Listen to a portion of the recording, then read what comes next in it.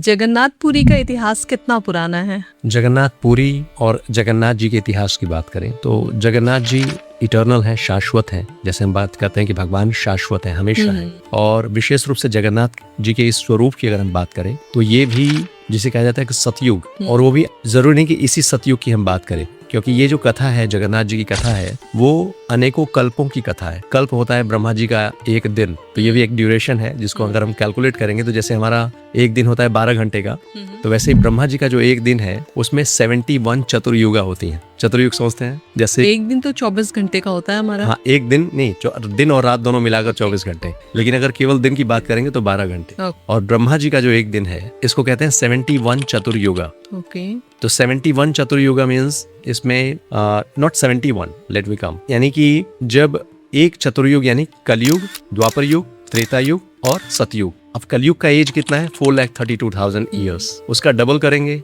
तो वो होगा द्वापर युग। उसमें 4,32,000 लैक्स अगर हम ऐड करेंगे तो वो होगा त्रेता युग, और फिर से उसमें 4,32,000 ऐड करेंगे तो वो होगा सतयुग। नाउ यू कैन इमेजिन कितना लंबा ड्यूरेशन है, और ये एक चतुर्युग है।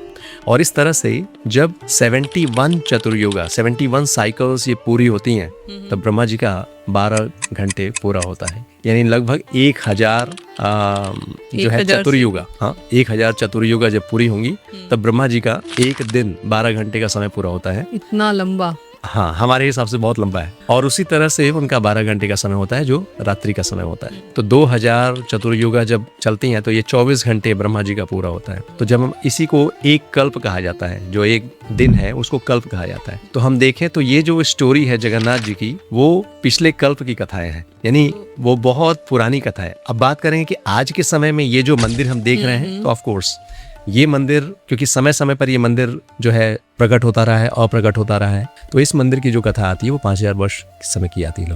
ओके।